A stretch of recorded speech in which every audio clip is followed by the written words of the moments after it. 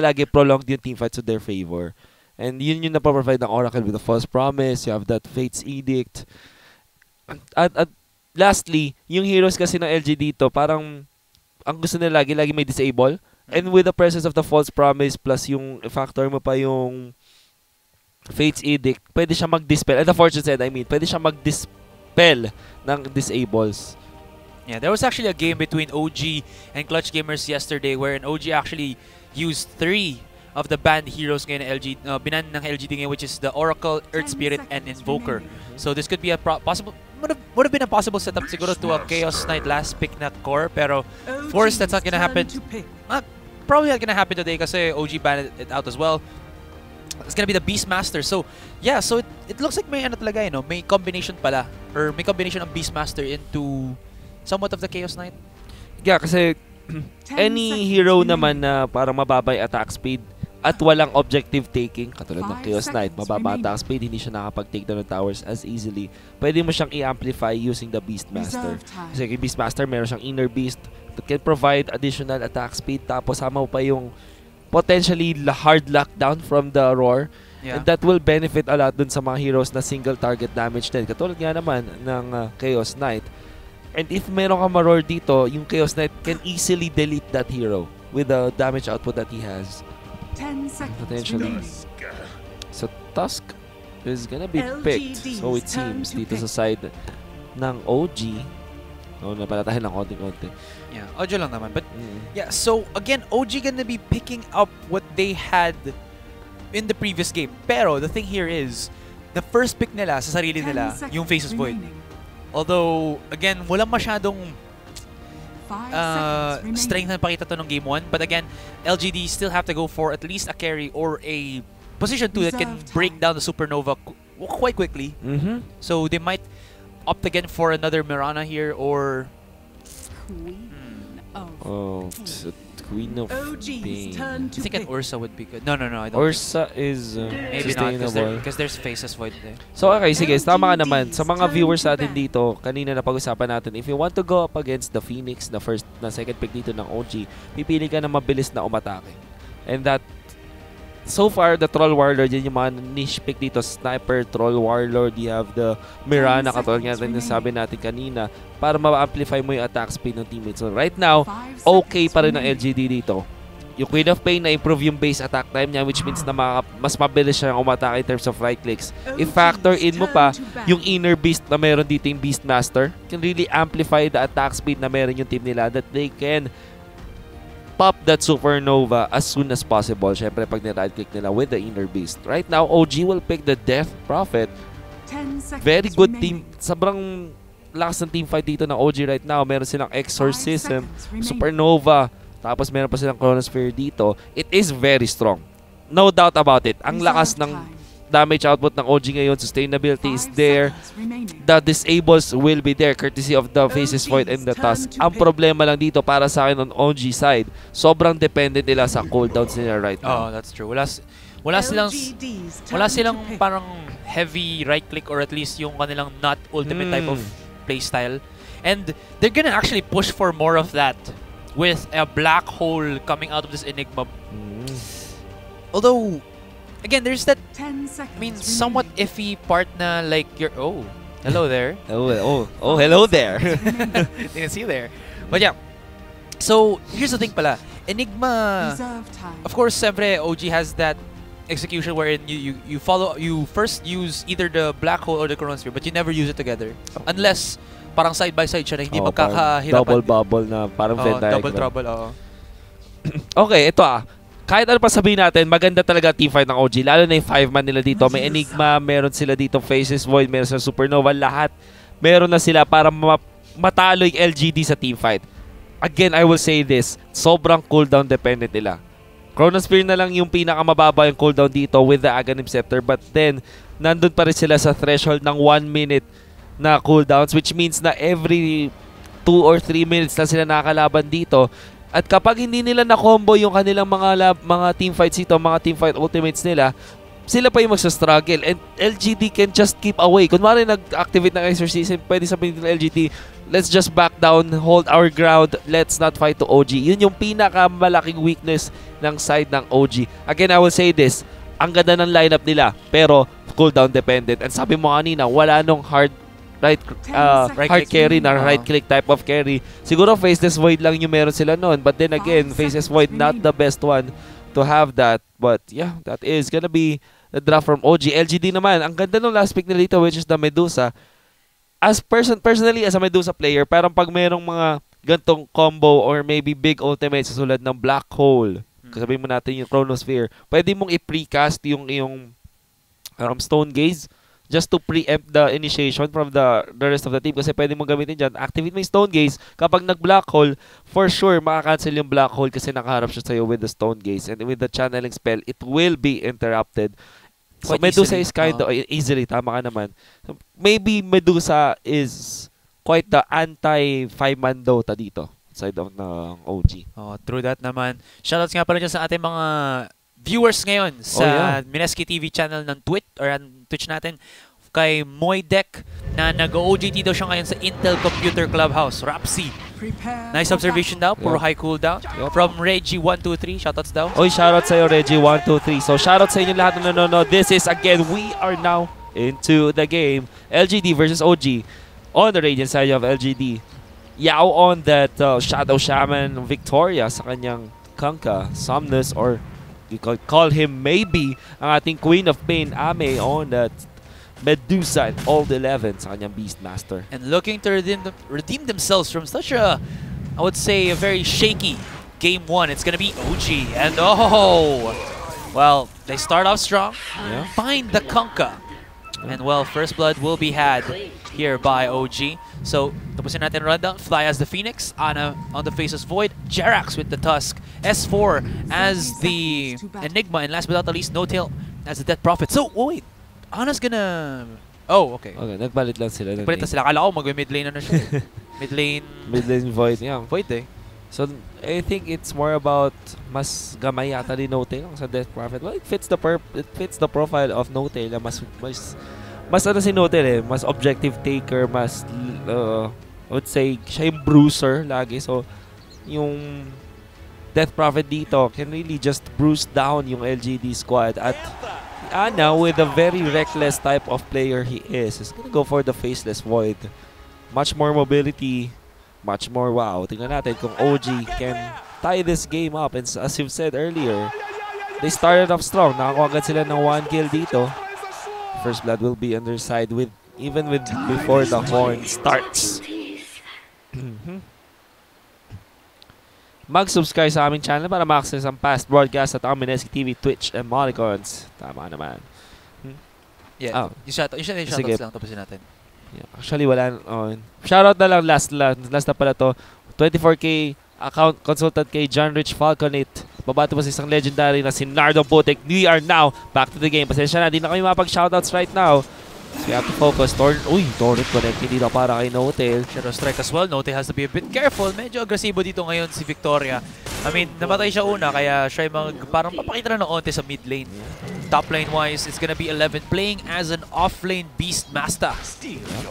Si Ana naman ngayon yung mag-Faceless Void. Faceless Void needs. Sabi ko kanina, a very reckless type of player. So si Ana, very high mobility. Lagi kanila napipining heroes. And maybe Faceless Void could fit the profile dito ng types of heroes na pinalo ni Ana. Although, they caught 11 in the bot spot.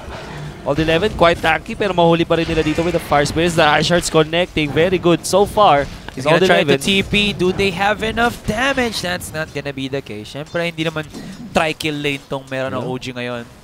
No RNG para sa Faceless Void dito with the first skill time lock. So, hindi niya nakapag-bash dun sa pag-cancel ng TP na yun. And again. So, sa feeling mo, as long as this game progresses, OG again has that that team fight ultimate type of composition. If they cannot make it happen, for sure LGD should take this quite easily. For sure. I mean, they have the Queen of Pain na constant yung damage output. Sabihin natin mataas ang cooldown For a bit, Ice Shards though connecting on Victoria. They block him down. Ito, natrap na siya. Pero he's quite tanky. Fire Spirit's not gonna be nearly enough to put Victoria in the danger zone. Pero sabi, back to what I'm trying to say kanina, all that thought. Tail, magkakaroon siya ng Soul Siphon doon. Although, can't see si maybe mag-immediate use of the salve. Pero yung actually balakan ngayon si Notel. Walang heals. Ayaw mag-heal ni Notel ngayon eh. Yeah. It's very low on HP as well. He has a Shadow Strike, so hindi mo yung muna gagamitin nito. So yan, he will heal up. But anyway, yun nga.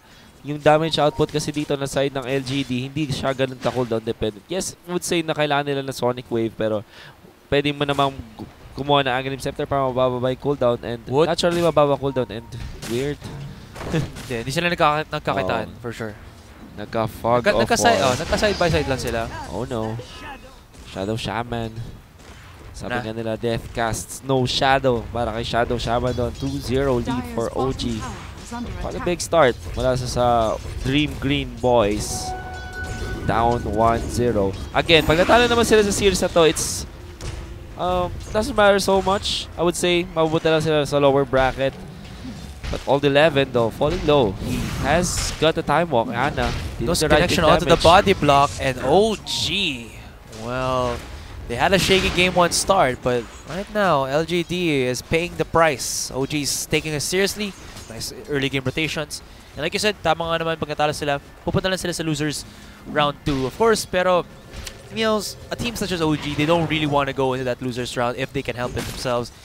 And tower is under attack. For the meantime, that's going to be the case. So ang cover natin today is initially would be the semifinals and the winners finals, right? And then after that, it's going to be the losers round 2, 3, losers finals, and then the grand finals. For sure. Actually, mamaya, EG will go up against Clutch Gamers.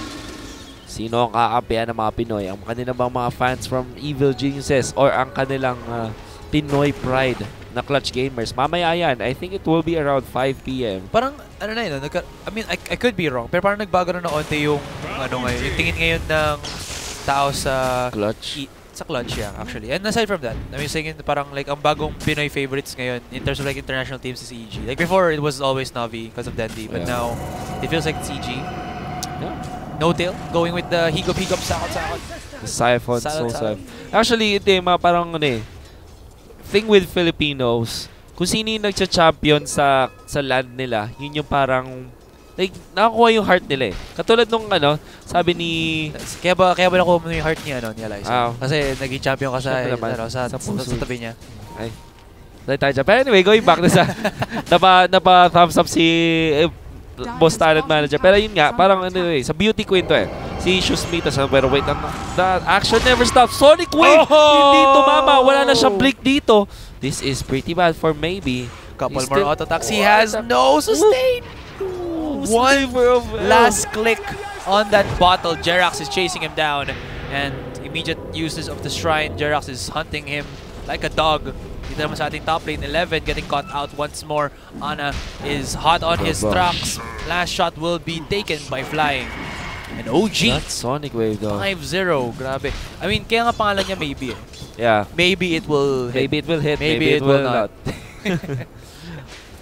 Ay nako, going back to what I'm trying to say kanina. Yeah, yung Beauty Queen na, first time na nag-champion na Beauty Queen na Miss Universe sa Philippine Shusmita Sen, tama if I'm not mistaken. Sabi niya kay Miss France na recently, di ba, nanalo sa Pilipinas. Kapag daw nag-champion ka sa Pinas, forever ka nang mamahalin ng mga Pilipino. That was happened to Wings Gaming for a long time. Sobrang daming fans dahil ng Wings Gaming kasi sila yung unang champion dito sa Pinas. And that followed by OG and now Evil Geniuses, the defending champions of Manila Masters. Sila talagang favorite ng mga Pinay. But here comes the initiation para 11. The bash again onto 11. Will be taken down. Will be enough. Ana will secure the kill. Wala ngayong magawa ang LGD. This rotation's coming in from OG. I mean, I did say how strong it is. Yung Teka, gonna be a little bit of tussle in the mid lane. Jerax is right here. Will he provide any support for No-Tail as he tries to line him up? And he will. Jerax might get caught out here, so this could be a 2-for-1 trade in terms of the exchange. They're chasing him down, going with the snowball. They're baiting him as much as possible, but where will he go? He goes in, but the Scream of Pain will finalize the kill. And easy peasy, lemon greasy. Easy peasy. 2 for 1. At least nakakuha na ng 2 kills dito. Side ng LGD Gaming, they were trailing heavily in the kill department. Pero hindi natin masyado napapag-usapan dito is gonna be that Medusa, who is now 3rd in terms of net worth and with 45 last hits to his name. Meron siyang soul ring dito. Maybe he will go for that blade mail type of Medusa na medyo umuuso lately.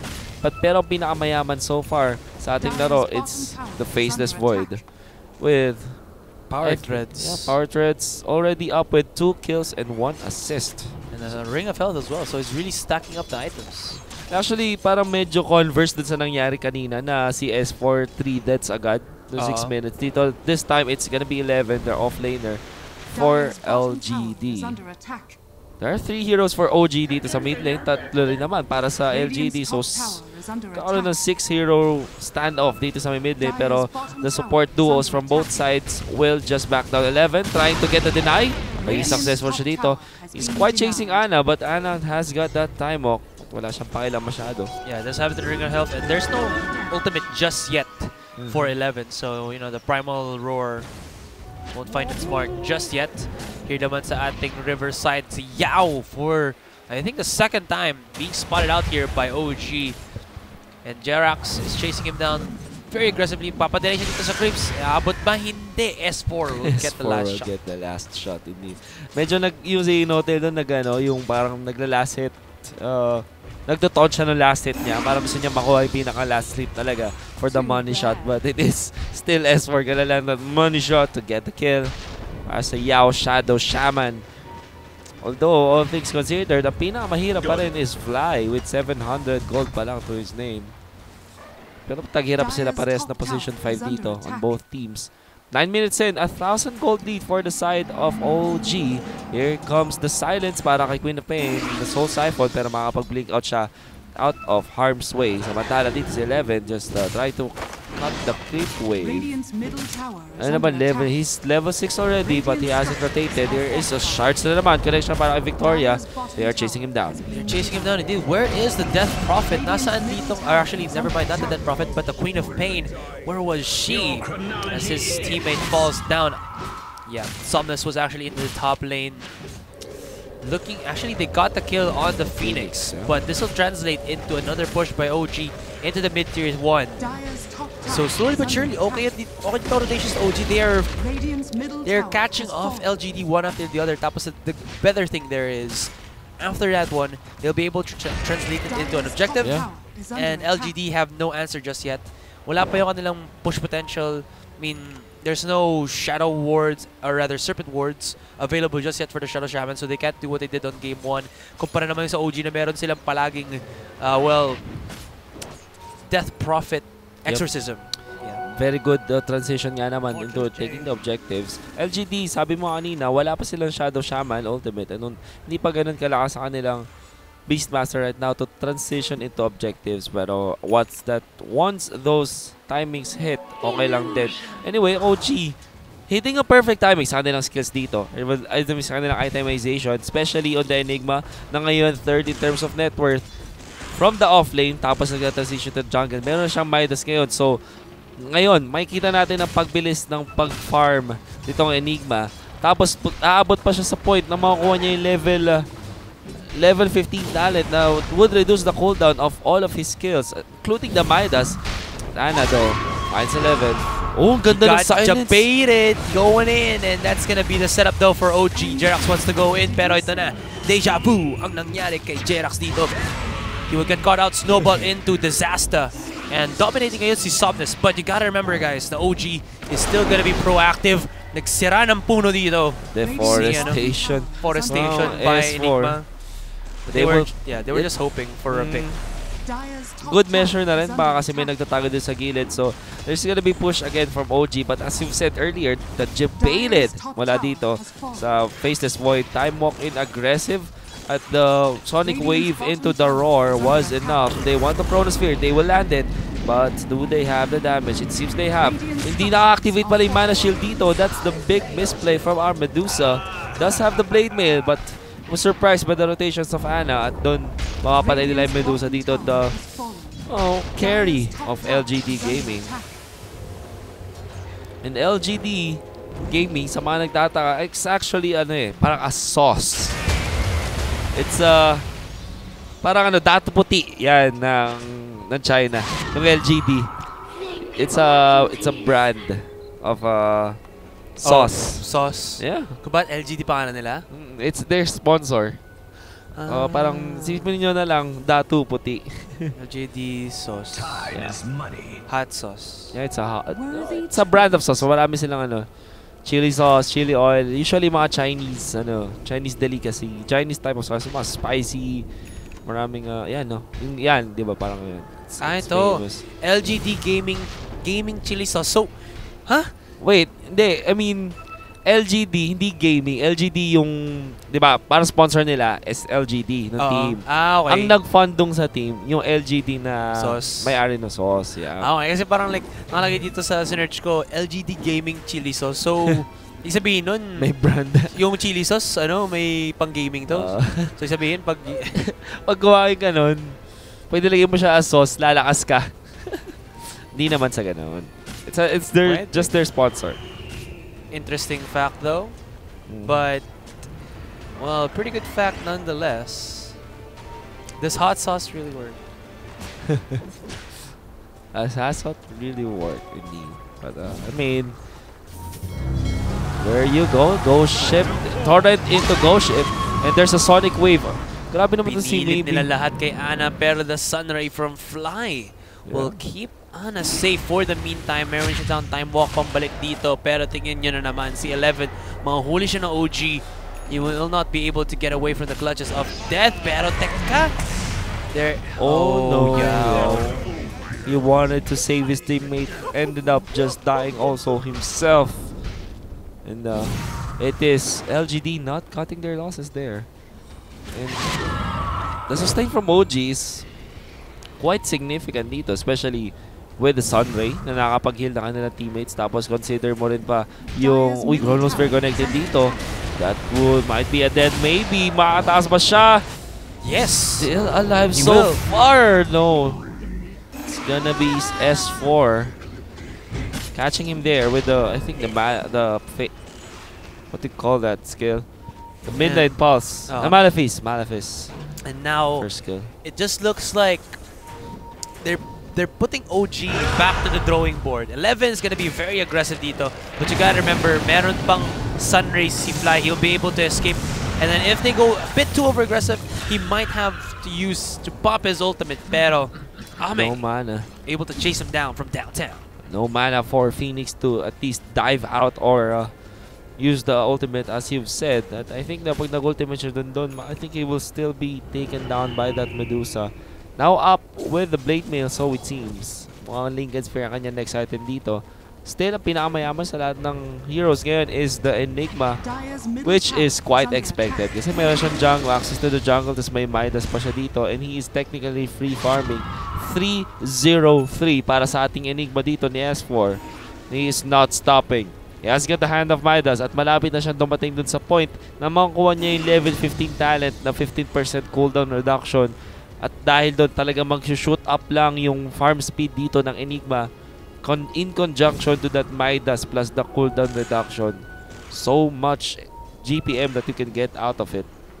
Beautiful Toto. Pinapakita ni S4 dito. Parang bumabawi siya dun sa nangyari sa kanya kanina na talagang nadurog siya, nabaog siya dun sa may lane niya. Kaya nga eh.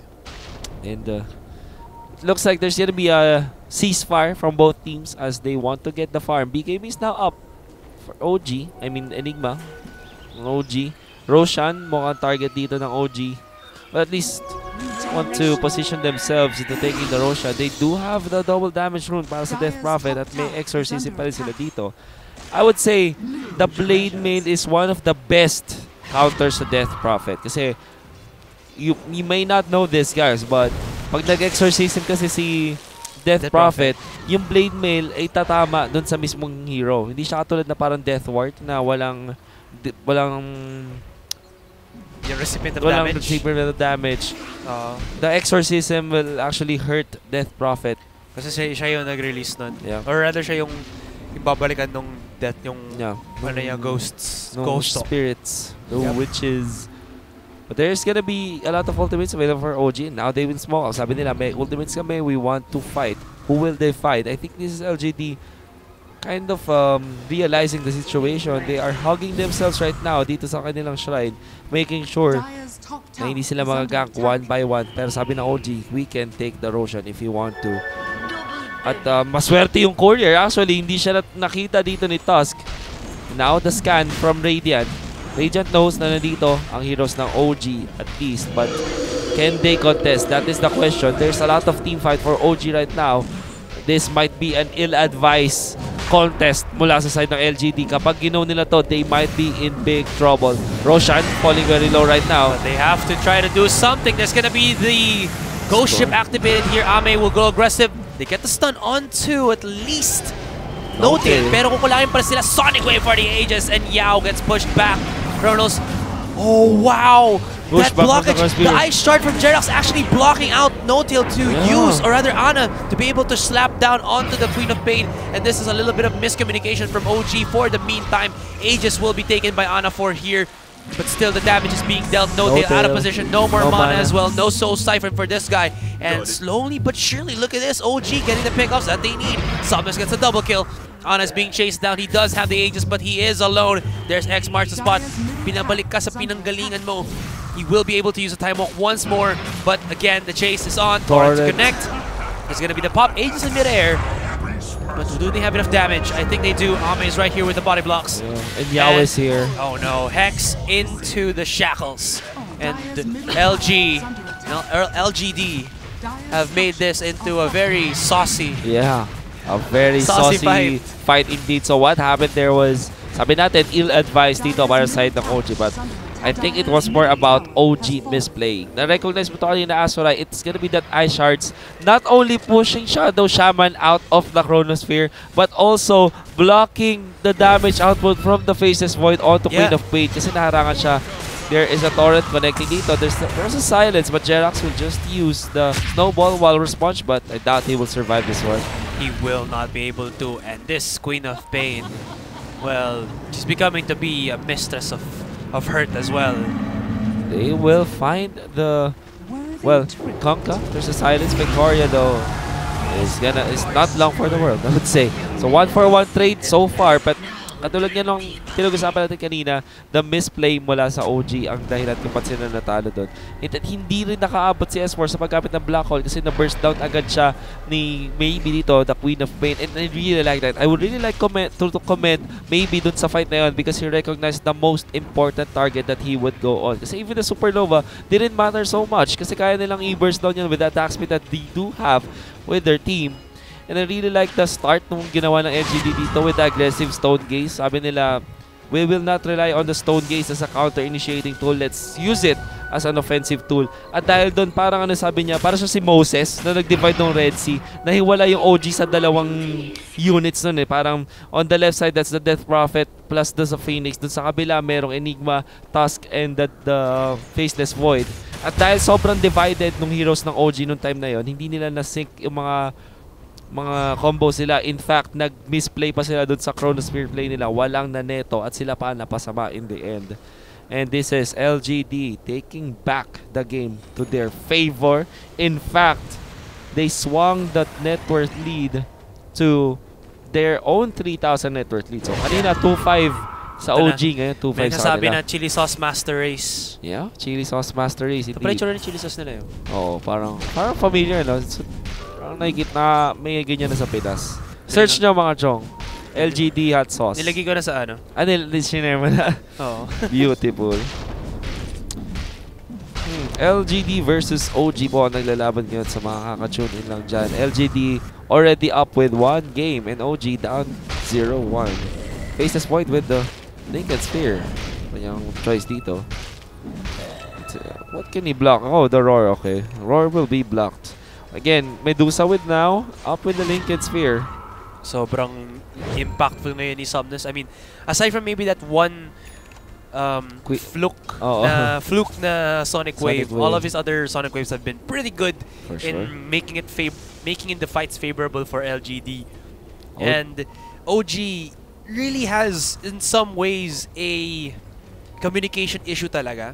No, I agree with that. Because Oh nakita mo no. si Jerax, magiging agresibo siya dito. Pero teka lang muna ngayon, magkakaroon tayo ng double use divinity sa ating Somnus. Black Hole to be used as well as the exorcism. Yao Supernova. be caught out.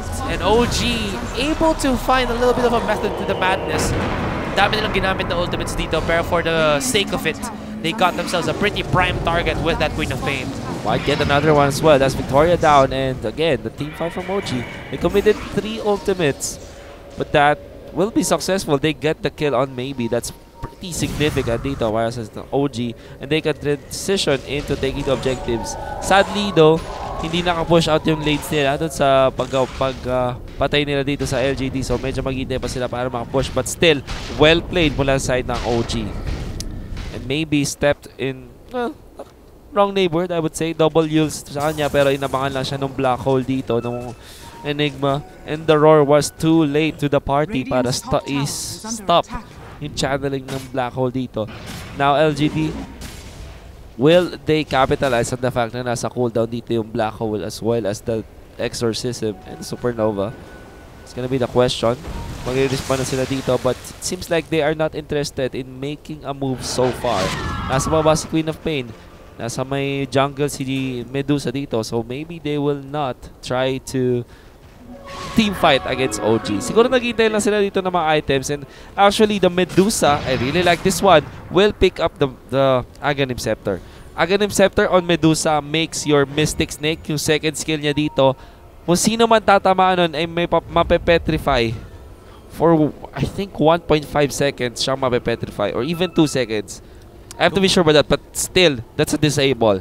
Yeah. That's spammable. So, that would connect, that will activate onto anyone na tinatamaan ng ano, diba? Mystic Snake, yep. Alright. Although may BKB si Enigma, no, so hindi siya tatamaan kapag nag-black out siya, but still, the rest of his team, when hit by that Mystic Snake. There you go, Shadow Shaman ultimate. Still, Death Prophet with the Lincoln Sphere will be popped. Eventually, there's the roar. Oh, agresibo. Mamacito dito sa ating Death Prophet. She will be saved by Jerax once again with that snowball. Ana wanted to go in, but Ame here to the backline does have the shield. Mawalan siya ngayon. They will go for the initiation. Kailangan nilang maging epektibo dito, pero hindi. Ana with a 4-man Chronosphere. Devastation Nation. 5-man to nothing. 5 kamote. Ang ganda ng setup na OG. Oh no, that's very awkward from LGD talaga. Nag-initiate sila dun sa kalaban nila na hindi sila nasa magandang position. I mean, hindi man lang nagamit na Sonic Wave dito si Queen of Pain dahil nga naman sa napakagandang Chronosphere dito ni Ana, catching 4! Sobrang tindi. At ang sobrang commendable dito for the side of OG. And a big misplay din sa part naman ng LGD is nag-initiate sila sa Death Prophet na without respecting the fact na pwede ma-save siya ni Jerax with the snowball. And that's what happened. Jerax saved him with the snowball, tapos in-apply din yung sunray sa kanya, so nakapag-heal up siya eventually. So the sustain was there for OG, the saves were there. It seems like yung ginagawa ng LGD kaninang game 1 na super teamwork, saving their Private Ryan, eh ginawa naman ng OG ngayon, and that's what happened. But again, perfect Chronosphere. Sobrang tindi. Beautiful Dota. Pinapakita dito ng OG. 23 kills, 4,000 net worth lead on their side. Maybe. Well, that's what you call Randy Orton gaming. From out of nowhere, he strikes. Watch out, watch out. Out of nowhere. 11-3. Again, LGD not out of it yet. Maganda kanilang scaling potential dito. May Medusa sila. Meron pa silang Beastmaster dito to help them out. And the Queen of Pain, ever so impactful at any time of the day. But OG, if they continue this sync sa kanilang ultimates, if they still land their combos, they can definitely take this game slowly and surely. Nauli na dito si 11. There's the Ice Shards. The Ice Block dito with the Ice Block. And that's 11 down. Nice, nice, nice with the ice. Beautiful. Yao though, hindi siya makatakas. One punch. One punch. Malefice was actually able to stop the recall, or rather the TP. Ito na naman tayo si Ana with the Chronospheres going aggressive onto Maybe dito. Maybe will be able to TP onto the front line. Mahanap pa siya ni Ana. Nice one from Maybe. He actually blinks into the backline of the opponents rather than going back into his own base just for the mind games. Mind games indeed. Ang ganda ng footwork dito pinapakita ni Ana, and the fact that he survived is there. I wonder though, saan nagland yung boat? Because the boat would have easily secured that TP out. But again, still, doesn't matter. Dahil napag-TP out din naman itong si Queen of Pain out of the situation. The ice block again onto Ame. Might go for the jugular dito. There's the black hole. There's the commitment. But the blade mail. Blade mail indeed. Ame gonna go for the re-engage. Look at the damage. Esport biting off a bit more than he can chew. There's gonna be at least a primal roar from 11. And that's gonna be 2 kills, 3 kills for LGD. Bumabawi sila ngayon. You can see from the backline. Ito na po. Si Maybe goes in with a triple kill. 4 kills for LGD dito. Easy payoff. Nagkamali sila. They went in for a Medusa. And alam mo kung bakit ayaw mo tumingin dito sa babae na to? Yeah. Kasi pag tinignan mo siya, magiging bato ka. Yeah. That's the big misplay from the side of OG. Na pag-usapan natin to kanina dun sa draft na maybe the Medusa is the stopper dun sa combo dito ng OG, and it proved to be the case. Isang pop lang na kanyang mid ng ultimate dito, and the blade mail quite on point. And medyo, I would say, hindi na layer ng OG yung kanilang stance dito kasi dapat hindi nakapag-activate dito si Ame na kanyang blade mail plus the stone gaze. And like I've said, kapag nakapag-blade mail dito si Medusa, sobrang magme-meltdown yung Death Prophet with the exorcism with the blade mail. And of course, the stone gaze stopping yung channeling ng black hole. At kahit pa sobrang dami ng damage na na-deal dito kay Ame, he is quite tanky. Lincoln Sphere, Aghanim Scepter, now with the cheese. And kanina, hindi niya kailangan yun, but he still survived against OG. And of course, there was Maybe trying to clean up. Nilinis lang nila. Nag-comment sa Twitch chat. Ayaw ko sabihin. Bakit? Basta yung pinaka-una. Yan. Yung kay Gamelink. Oo. Hindi, mali ka pre, ano yun? Maninigas. Yan. Because of the petrify. Diba? Oh man. Iba yun, man. But still, grabe dito ng Asurap God. Please, minsan lang po. Minsan lang. Minsan lang ako makahanap ng momentum ko. But yeah, LGD talaga dito. Ang ganda ng pagkagawa nila ngayon. OG, they thought that they could take down Ame. Pero, that's why they went for the Medusa, because she was able to counter out, I think, 2 of the somewhat set heroes dito ngayon na OG, which is, like you said already, the Stone Gate. I mean, the Black Hole. The Black Hole and the Exorcism. Exactly. So, pag ginawan nila to si Medusa, before maybe the setup by Ana, that might be not enough. Mawawala din yung effect agad ng Stone Gaze eh. For sure. Pag naunahan nila dito yung Medusa, ang problem is, Medusa is prepared. Meron siyang Linked Sphere, so medyo magda-doubt ka muna para mag-initiate dito sa Medusa. Ay, ito may katanong daw from Marion Tevar. Ano daw ang effect ng Aghanim Sky Medusa? Every time nagagamit ka ng Mystic Snake at tatama siya sa units na kalaban mo, di ba nagbabounce yun? Merong, I think, 1.5 seconds na, 1 second. 1 second na petrification. Para siyang tinamaan ng ultimate na Stone Gaze. So, 1 second siya ma-petrify. Tapos, nag-increase siya ng 0.2 seconds per bounce. Sa Mystic Snake. Yeah. So, kunwari, tinamaan yung unang target, 1 second yun.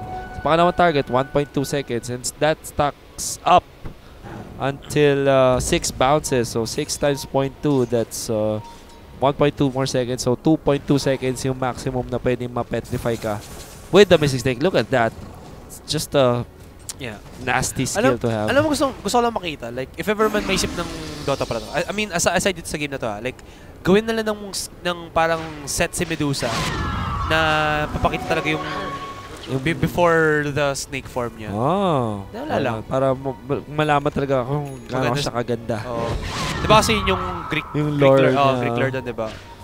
Na parang Medusa was the most beautiful creature before, and then nagselos si Aphrodite? Aphrodite? Was it Aphrodite? I think it should Aphrodite be. or Athena sa pagkakatanda ko. Basta one of those goddess na mas mataas sa kanya. Oo. And parang gusto yata siya ni gusto pa siya ni Zeus noon. Zeus, alam. Basta may nailove sa kanya na god. Zeus or Poseidon sa pagkakatanda. Oo. I could be wrong. Might be Poseidon though. Kasi medyo nasa sea yung lore niya. Yeah. Tapos yun, binigyan siya ng curse. Mas maganda daw si Venge bago naputol yung wings niya. Oh. Actually, ang lore kasi, si Vengeful Spirit at si Skyrath Mage, ano sila eh, parang mag-love team sila. Kaso yun nga, ano eh, na-clip yung wings ni Vengeful Spirit. Kaya siya naging Vengeful Spirit. Dati ano siya, loving spirit. Yeah. Para bang ikaw yan, Wolf? Syempre naman. Ano ka ba? Liver lover? Liver lover tayo. Liver lover, boy. Dahil mahal kita. But, Hi na okay. Q. Going back into the game, guys. Mas maganda si Sir Asaray kapag naging babae siya. Bakit? Oh! Mali! Bakit ka chrono dun sa wala? Actually, nahuli nila dito ngayon si Ame. But the thing is, they're overcommitting to take down this carry position player of LGD. Magbabagsak siya ng Supernova, but still Ame is stacking so much damage into the backline ngayon. Victoria has to run away from Jerax, but still flying. Getting himself a double kill though. Sonic Wave for the ages. Damage from Somnus. They're going aggressive. You can see that Nodell is just sipping it down with the Soul Siphon. Actually, this is OG finding the damage. They were able to disable Ana, or rather Ame, but they do lose 2 for 3. That is at least the setting dito. Pero wala na ngayon, like you said, OG weak without the setups, and they're trying to be chased down by the Queen of Pain. Still, OG were able to keep themselves in the fight. Again, I think it was misplaced then from both parts dito. Para sila divided dun sa fight. But I would say the bigger misplay dun sa Enigma and the Chronosphere, isa lang yun ulit dito, it's Medusa. So, like you said, overcommitment on the side of OG. They still end up winning the fight. Don't get me wrong, dahil maganda yung Supernova usage dito ni Fly, as well as the silences mula dito kay Notel. I think that was the key factor dito. Daming beses na silence si Somnus, and that yung Supernova connecting on many heroes, and that was the reason why nakakuha ng double kill si Fly, tapos nakakuha pa siya ng Supernova proccing doon, and 3 kills going in favor of OG. Actually make that 4 kasi yung Aegis pa dito na pop the Queen of Pain. So it was good. I mean, a misplay to start ng OG, but a good catch-up mula sa kanilang 2. I would say, parang founders nila. Fly and Notail founded this OG team. They are the rock, or the rock on which OG stands, I would say. At sila yung nag-deliver dito sa late game, kung saan nagmamatter na yung veterans. But again, the Mystic Snake is... Mystic Snake, Aghanim Scepter Medusa, proving to be a very good... skill to have. Sinigawan si Hana dito sa ating initiation of fights. But here comes OG once more. They baiting it in. They're going aggressive. That's going to be a 2-man Chronosphere from the Faceless Void. But still the damage is done. Finally, Fly has been taken down here. S4 does not have an ultimate anymore, and he will try to back away. The Black Hole will not be commenced. There's going to be at least the Use Divinity onto Notail, pero he is out of position for the meantime. But Queen of Pain, very low as well, has to back away. Baka makakuha siya dito. Oh no, the Hex dito. Hex will connect Ame in a 1v4 situation. Can he actually deal it? Can he actually win this fight right now? He is being bullied left and right by OG.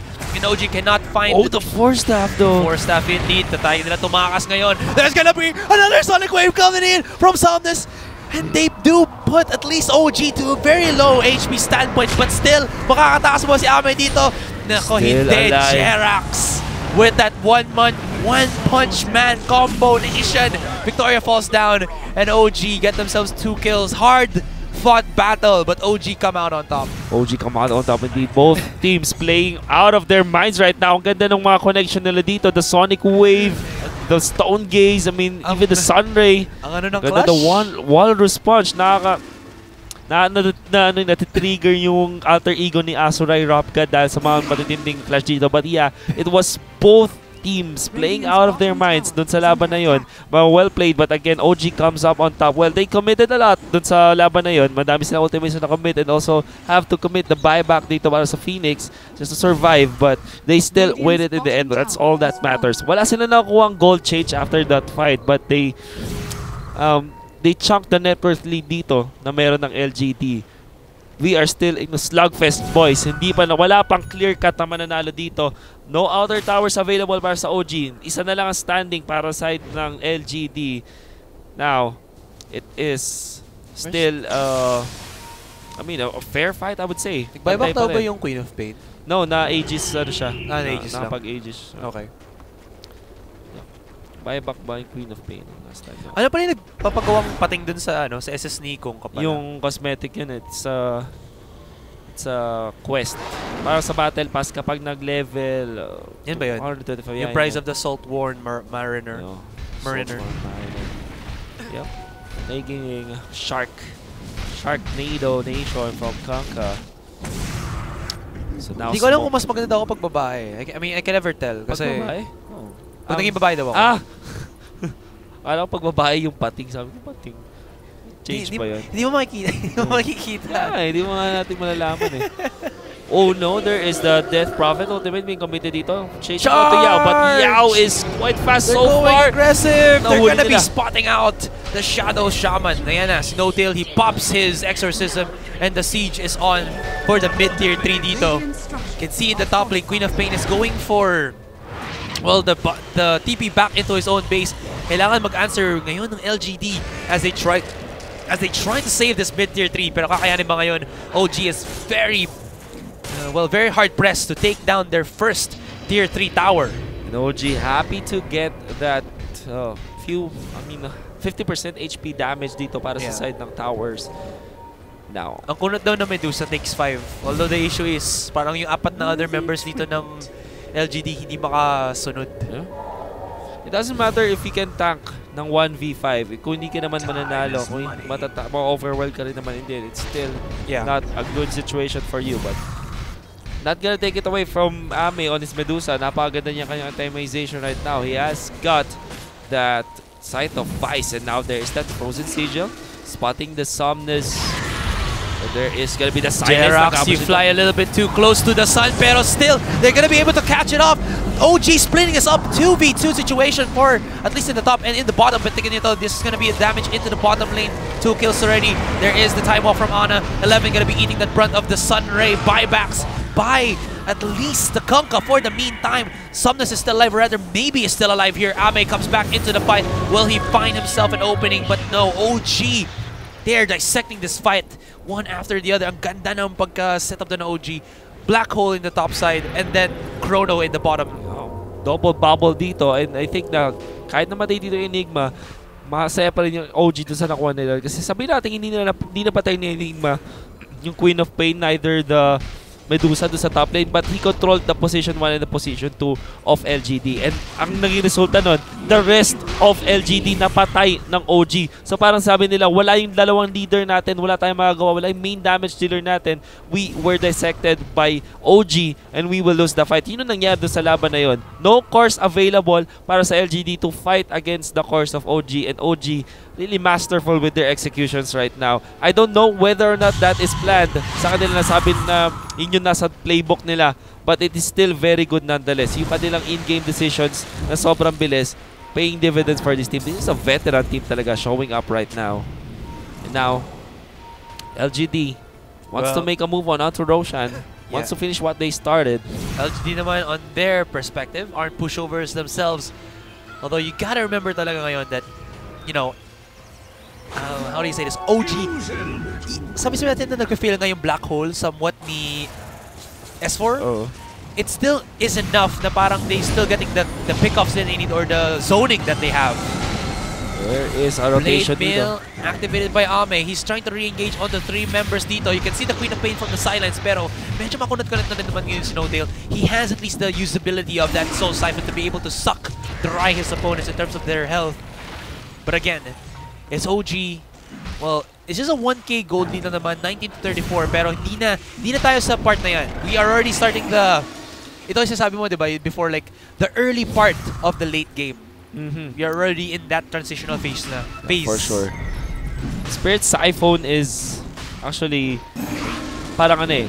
Sabihin natin, sobrang lakas siya sa early game, lalo na sa laning stage. Pero ito yung mga skill na nagsascale pa rin towards the late game. Kasi max HP as damage ang kaya kunin ng Spirit Siphon. So, it is one of the perfect ways to go around the Medusa na kumukunat over time with tumataas ang HP. So, dahil nagsiskill siya in terms of max HP, malakas pa rin siya even at the latter stages of the game. Ito na pala, si Notel pala nag-Lotus Orb na, tapos si Ana naka-Diffuse the Blade and Manta style. Yeah. Now, the Roshan 20% is maganda nung petrification. ice wall dito. Pero ito na.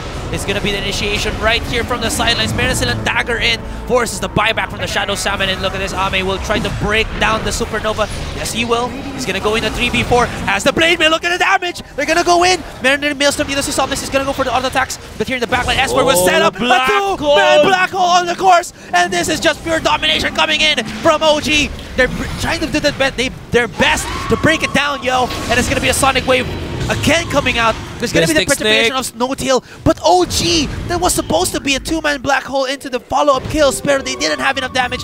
3 kills onto OG, and LGD have found that formula. Grabe.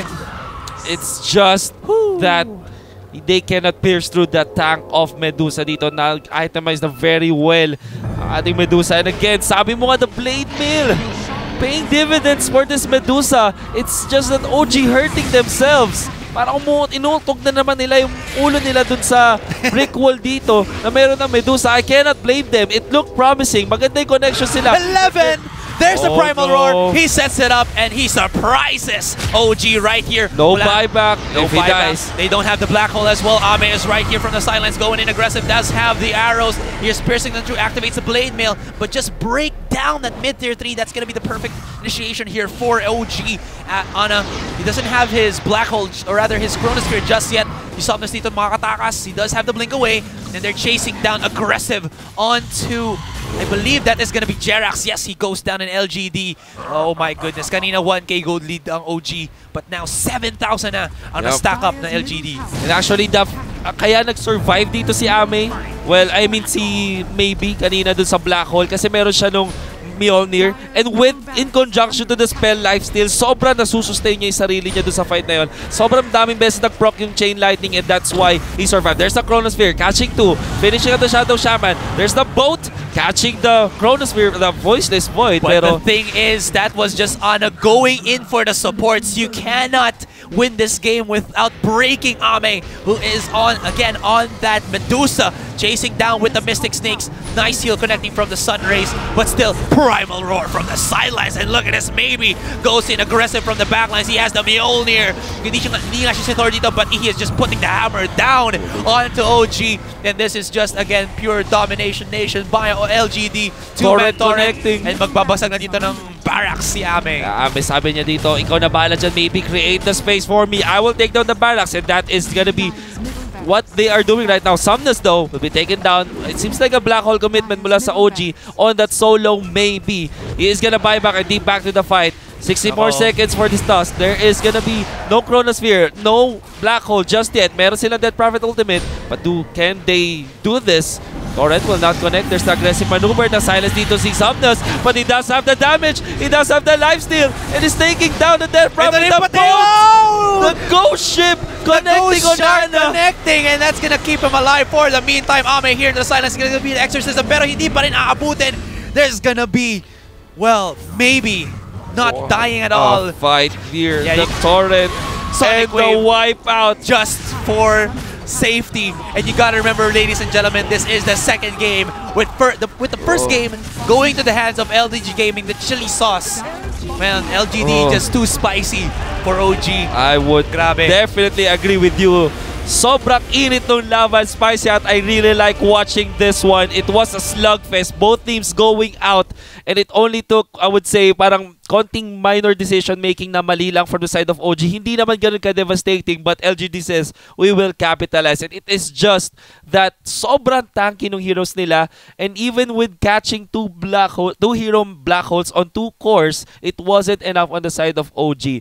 Hindi makakit ang pinakita ng OG dito for sure. Both of the teams dito maganda ang performance. But I would say 11, sabi niya dito, it doesn't matter kung napugo ako sa laning stage, ang gaganda pa rin ng roar ko dun sa late game. Katulad nga nung dieback nung Death Prophet dun sa, I think it was nung nasa mid lane, nung nag-buyback siya. The blink in from 11, it was perfect. Nakuha nila agad the surprise factor from this Primal Roar. But again, Ame and as well as Maybe showing up to this fight, napakalupit ng laban. Yeah. Oh my goodness. I mean, in a way nga, nag-choke naman din ng OG doon. But then, it was just, I guess, yung what was that last fight na parang nakabawi ang LGD? That was parang nagkaroon ng akala mo mananalo doon yung OG, actually yung two-man black hole onto the course pero walang follow-up in terms of damage. Yep. It was, well, supposedly may damage output sila din. Meron silang Midnight Pulse, meron silang mga right clicks from their cores. Ang problem kasi, Medusa is very